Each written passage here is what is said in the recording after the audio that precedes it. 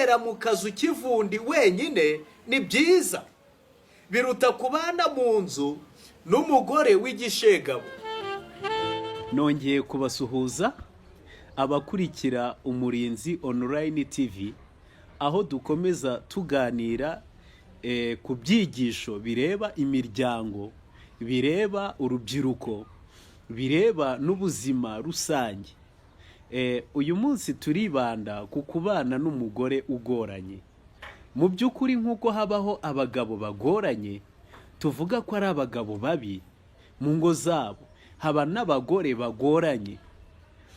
Mu by'ukuri ubuzima bwuzuye, ubuzima bwo mu mutwe, ubuzima butuje, ubuzima buzira ikizinga ni ukugira umugore mwiza.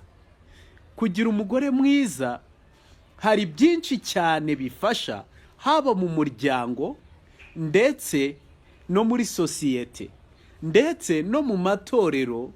Abantu bose basengeramo amatorero atandukanye, abagore beza batuma mu by'ukuri imibanire y'abantu n'abandi irushaho kuba myiza. Kugira umugore mwiza bituma umuntu ahora akeye mu maso. Umugore mwiza atuma umugabo arama imyaka myinshi. Abenshi mu bagabo bapfa bakenyutse bishobora kugirana isano n'urugo abaho. Ndetse nanone umugore mwiza atuma ugira ubuzima bwiza, haba mu ntekerezo ndetse no mu mubiri. Umugore mwiza ni impano y'Imana, kuko atuma imibereho y'iby'umwuka yiyongera. Kandi umugore mwiza hari byinshi cyane bibonerwa mu mabanga y'abashakanye. Iyo buri wese yishima bituma imibereho ye irushaho kuba myiza. Kandi umugore mwiza kumugira bituma nanone n'amikoro yiyongera.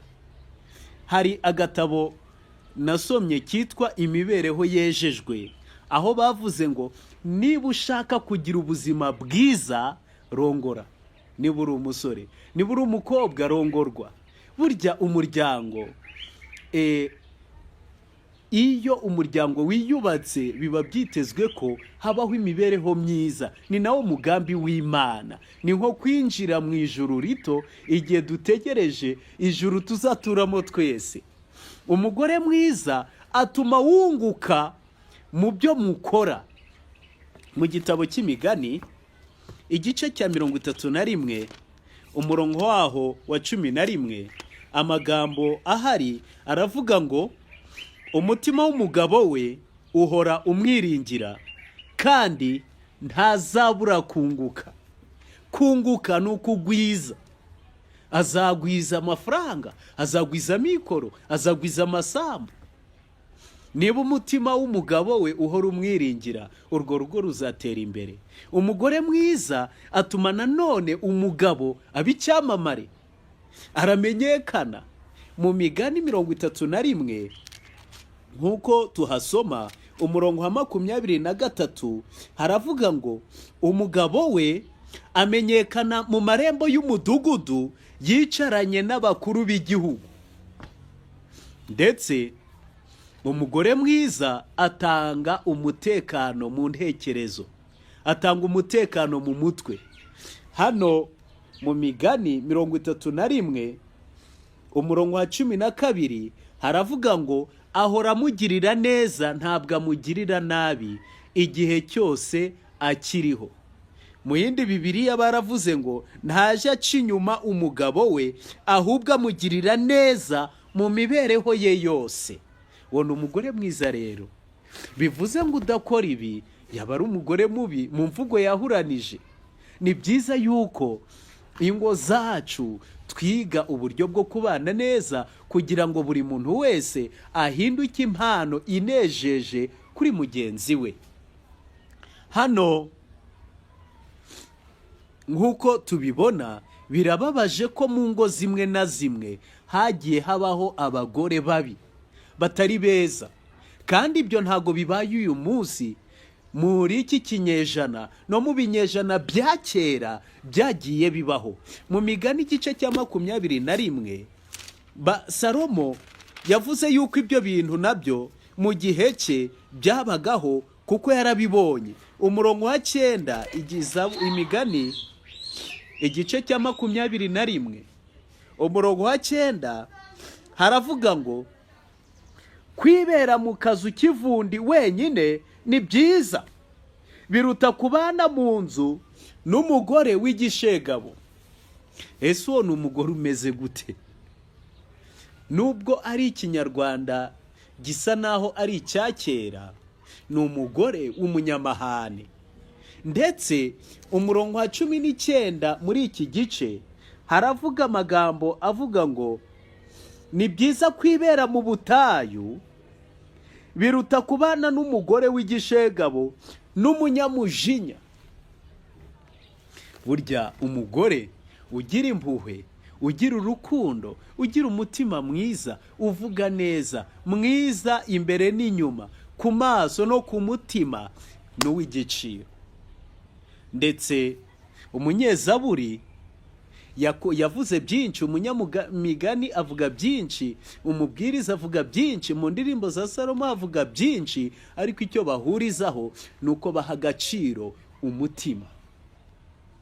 Amateka rero atwereka ko abagore muri Bibiliya bamwe bagiye baba beza, ariko abandi bakaba babi rwose.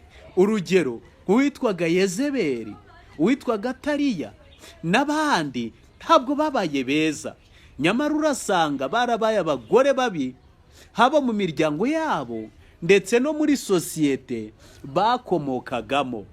Mu mateka y'isi tubona abagore bagiriye abagabo babo ubugome bukabije, nk'uko dukwiriye kubyirinda muri iki gihe. Aho ni mu mateka y'isi. Hari abagore bagiye bagirira nabi abagabo babo. Hari ikinyamakuru nasomaga cyitwa Daily Mail, cyandikirwa mu Bwongereza. Baravuze ngo ahitwa Gaziya hariya mu Buhindi habonetse umugore w'imyaka 28 wagaragaye mu kinyamakuru ngo yakase cyangwa yaciye igitsina cy'umugabo we. Ubwo ni ubugome bukabije. Icyo kinyamakuru uko cyabyanditse ngo iyi nkuru yabayeho, ikinyamakuru kirabisohora.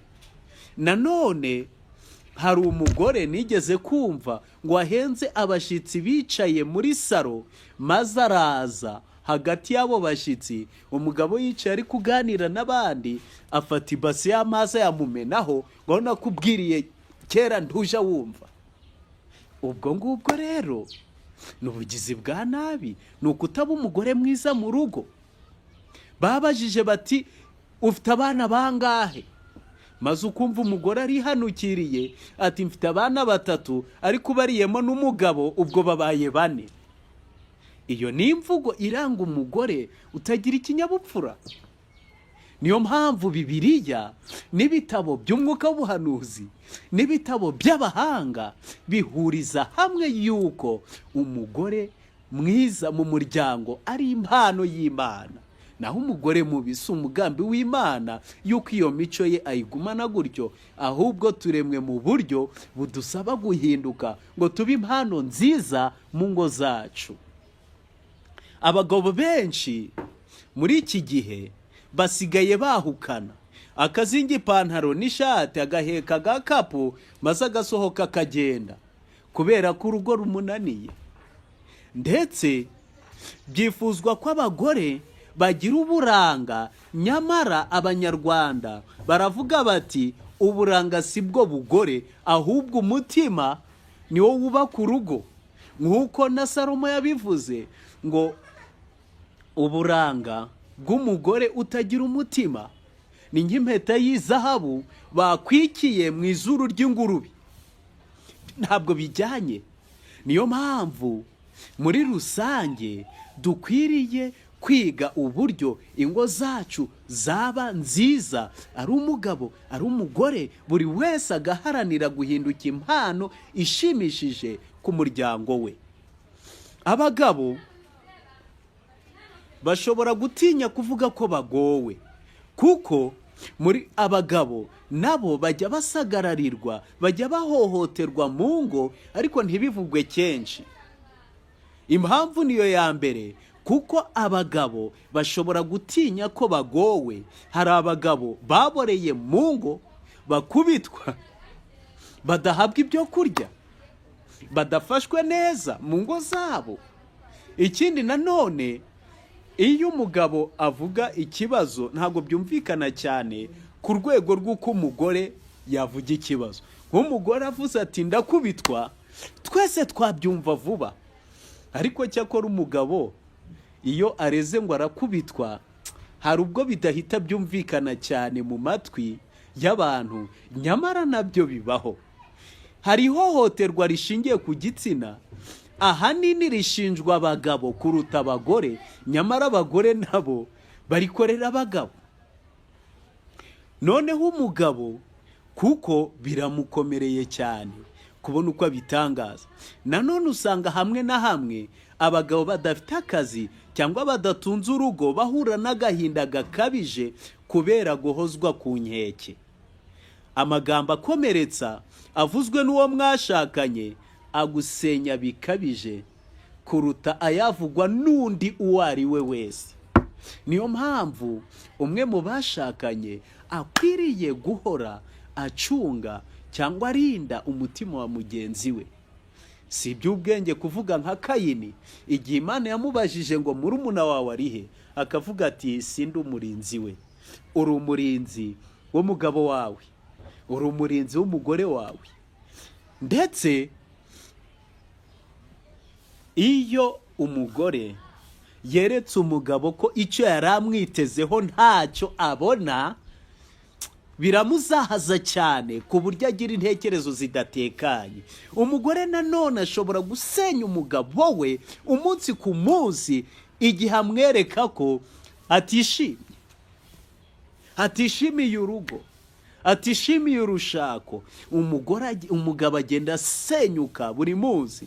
Abagore ba hamwe na hamwe bahagarika inshingano z'abategarugori imuhira mu rwego rwo gukanda ahababaza abagabo babo, mu rwego rwo gukubita mu cyico. Iyo ahagaritse inshingano zireba abategarugori mu ngo zabo, umugabo nanone muri iyo minsi ahora yijimye mu maso.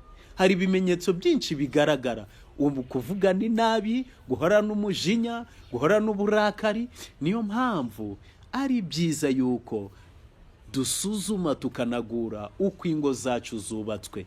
Hari nanone abagore baca inyuma abo bashakanye ku mpamvu zitandukanye. Bityo rero ntago ari ibintu byoroshye, ariko abaganga batanga inama ko kwipimisha ibihe byose ari ingenzi, bidakwiriye gufatwa nko kutizerana, ahubwo bikwiriye gufatwa nka kimwe mu bikwiriye kuranga guhora ucunga amagara mazima. Kuko iyo bigeze kuri iyi ngingo, iyo umugore aca inyuma mugenzi we cyangwa umugabo aca inyuma mugenzi we, akenshi cyane hari indwara nyinshi bashobora kwikururira. Niyo mpamvu bahabwa inama zo guhora bipimisha. Hari ingaruka rero ihohoterwa rigira ku mugabo. Twabonye ingaruka ihohoterwa rigira ku mugore, noneho turareba ku mugabo. Icyambere, umugabo ahorana ubuzima bwigunze iyo ahohoterwa n'uwo bashakanye. Ahorana ubuzima bwigunze ndetse ahora yibaza icyo ari cyo. Ahora yumva atuzuye, yiyumvamo umutekano muke, yitakariza icyizere n'ubumuntu, maze akaba yakwisabira gupfa. Ndetse ahora yijimye mu maso. Umugabo nanone atakaza ubwirinzi bw'umubiri uko bukiye n'uko bwije. Ni rwa rwego umugore ushobora gusanga bitewe n'uko afata nabi umugabo we, usanga umugore hari ubwo muri uko gufata nabi uwo mugabo, ugasanga umugabo ubwirinzi bw'umubiri bugenda bugabanuka, bityo n'indwara zoroshye cyane umubiri ntushobore kuzirwanya. Ikindi nanone, atakaza ubushobozi bwo gukora ibyo yari asanzwe ashoboye gukora. Muri uko gutakaza ubushobozi bw'ibyo yari asanzwe ashoboye gukora, icyo gihe ntabwo bizahaza umugabo gusa cyangwa umugore gusa cyangwa umuryango gusa, ahubwo na sosiyete muri rusange. Ubukungu bwacu buragabanuka. Nanone umugabo ashobora kwiyahuza ibiyobyabwenge mu buryo bumwe cyangwa ubundi. Iyo rero afite umugore w'urucantege mu mibereho, mu mivugire, umugabo abaho atakifuza kugira ibishya yadukana. Burya akenshi bemeza yuko abagabo bagira udushya twinshi biba bikomoka ku bagore bafite, babatera umwete. Ariko umugore w'urucantege mu mirebere, mu mivugire, mu bibereho, bituma umugabo ahora yumva adashaka kugira ibindi bishya yadukana. Mu by'ukuri hari ingorane nyinshi tushobora kubona, ariko icyo twabona aha ngaha, hari intambwe ziva mu rukundo zerekeza mu ntambara z'urudaca hagati y'abashakanye. Icya mbere, iyo umugabo cyangwa umugore mu mibereho yabo batabanye neza, hari intambwe batangira gutera ziberekeza mu ntambara z'urudaca. Icya mbere, umwe agaragariza mugenzi we ko atishimiye ibibaye. Bikiri kuri iyi ntambwe uba usabwa guca bugufi ukabihagarika vuba. Benshi babifata nk'ibitagize icyo bitwaye maze bakabyirengagiza, ariko iyo yageze kuri iyi ntambwe yo kukwereka yuko atishimiye ibiri kuba, atishimiye uko mubanye, intambwe ya kabiri, umwe atangira gutekereza ko mugenzi we ntacyo yitayeho, maze agafata icyemezo cyo gutangira kwirwanaho.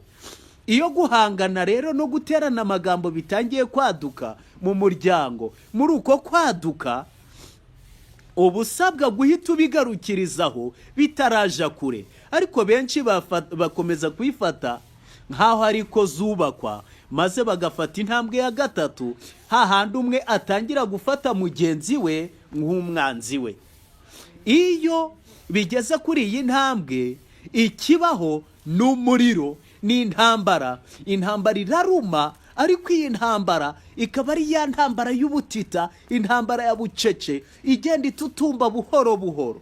Kuri iyi ntambwe benshi bayita amabanga y'urugo, nyamara ni ikimungo, ni kanseri ibitangiye kuzamuka mu muryango. Umwe abaho ari umwanzi wa mugenzi we, n'undi akabaho ari umwanzi wa mugenzi we. Hano rero intambwe ya kane iza, nuko haza umuriro utagihisha umwotsi muri uwo muryango. Byatangiye buhoro buhoro, none bigeze ku ntambwe ya kane, ahaje umuriro utagihisha umwotsi. Iyo bigeze kuri iyi ntambwe, uhereye ku bakozi bo mu rugo, ukajya ku baturanyi, ukageza ku bo musengana, iyi nkuru yabo ihinduka kimomo. Intambara ikaruma, ibintu bikadogera, ibintu bikayogora, ndetse igikurikiraho ni ukuzinukwa. Buri wese yumva atarota abona mugenzi we mu maso. Kuri iyi ntambwe Yesu wenyine niwe wabigarura, kuko byatangiye buhoro, bitangira buhoro, ariko bigeze ku ntambwe bitacyoroshe. Inama: umugabo ubangamiwe n'urushako ahabwa inama zitandukanye. Iya mbere ni ugufata umwanya agatangira kwisubiramo, akareba ibitekerezo bye, maze akiyakira, akakira ibiri kuba.